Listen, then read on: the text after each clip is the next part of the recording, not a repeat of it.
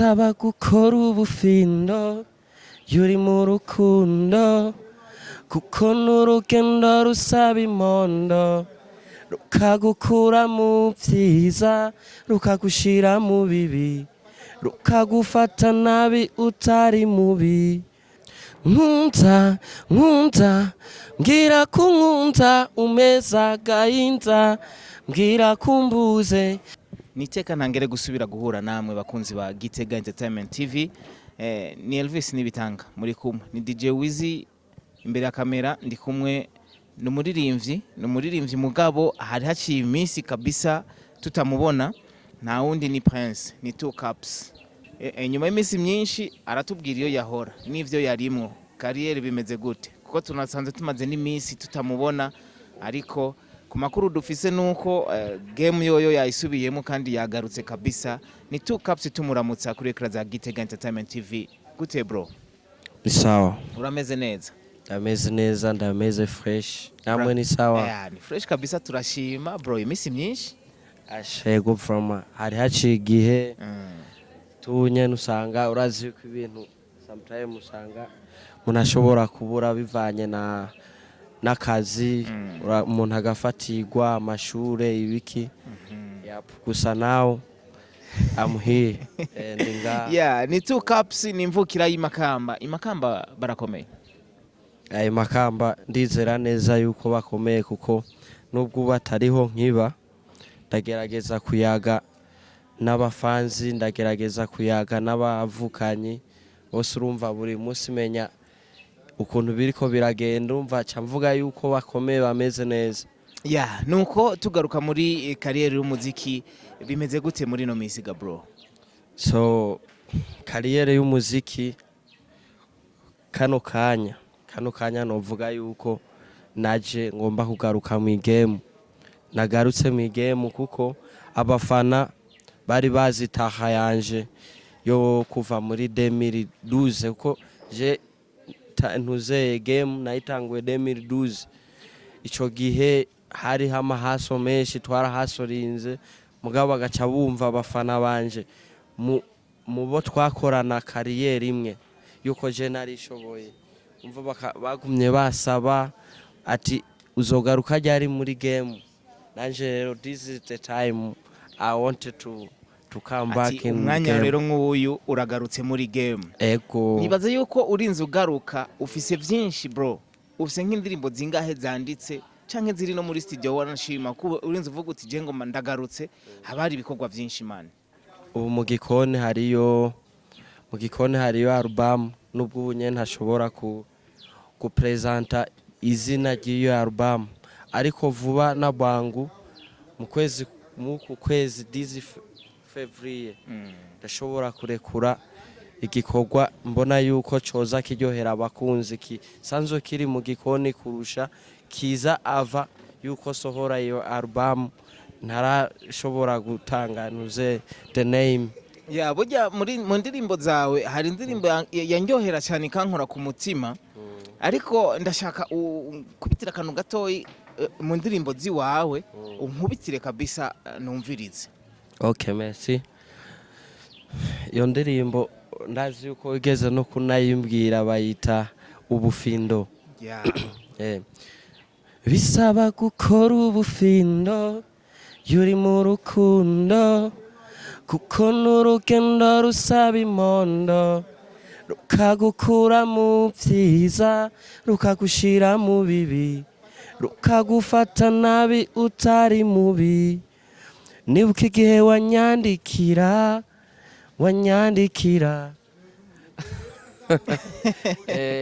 man aho rero ndagutere n'inkuru aho uca winjira muri mood kabisa. Reka nsuhuze abaniga bose bari binjiye muri mood kuko ni atari abantu babarimvye usanga muba mufise ibisanga byinshi hari umuntu avuga ati ma iyo song none no ikurahe yo cayikurahe nkuba ikeneye.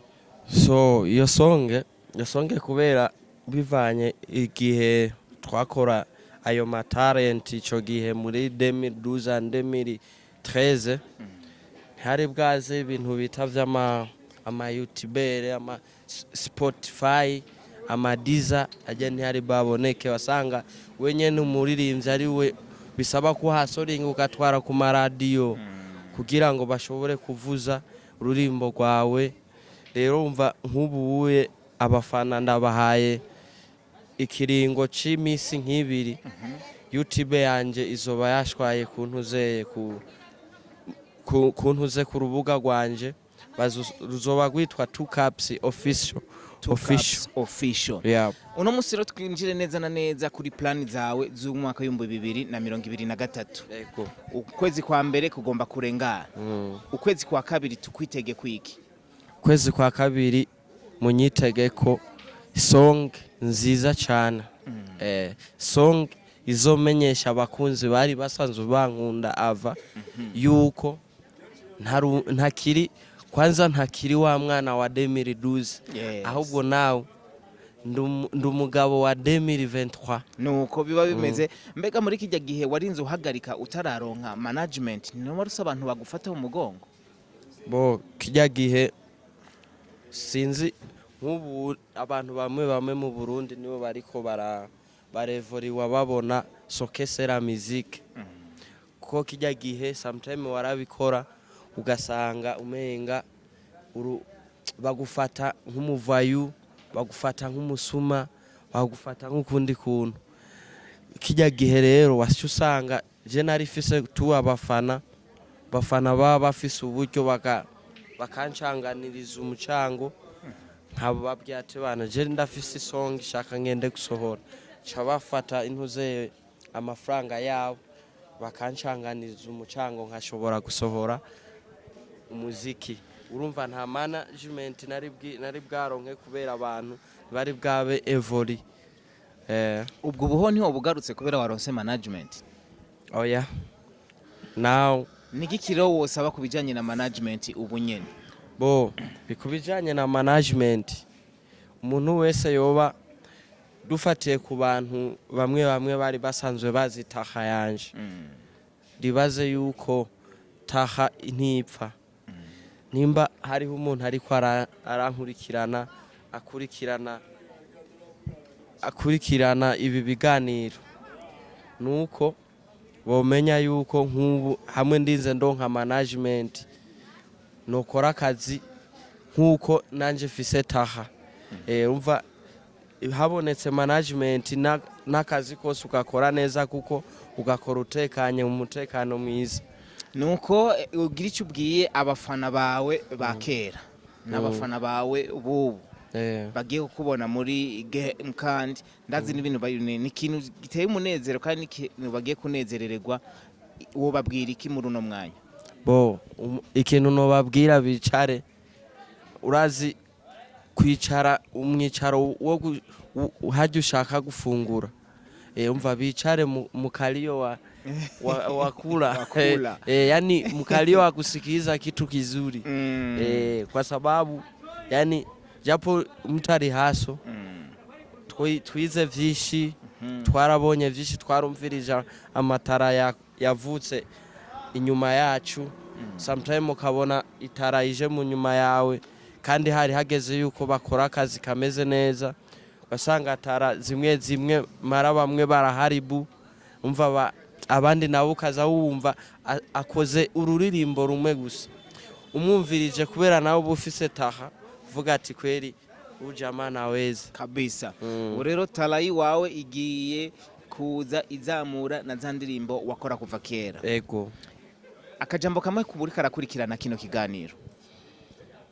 Akajambo kamwe no babwira uri kwakurikirana kino kiganiro, yes, nuko ndabasaba support yawe. Nkuko kijya gihe ico gihe na ukora abafana banje baragerageza kunkorera ico bita promo.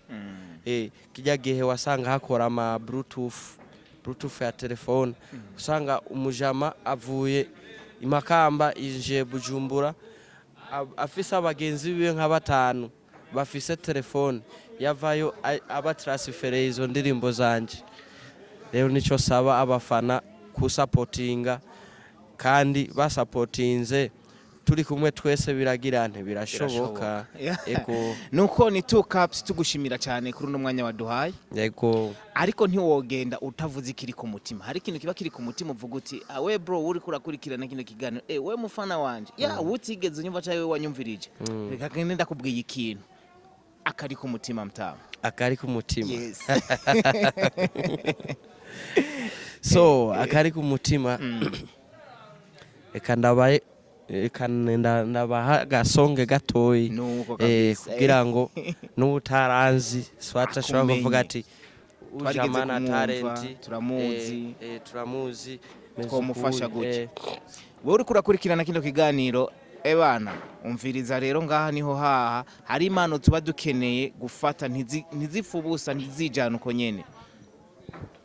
yeah nkunta mbwira kunkunta umeza gahinda mbwira kumbuze nkunta mbwira kunkunta umeza gahinda mbwira kumbuze abakenzi banje bavuga ko noba ndumusazi kubera urukundo ngukunda mukunzi wanje nditeguye kuguha urukundo ruhagije kubwanje umeze nk'umumarayika yarungitswe kubwanje mukunzi sinzigera ndakuvanga iyaba umutima warufise brutufu nari kugutara sifere urukundo rwanje ukaraba amamega rupima ukamenya ko ukunda bivuye ku mutima.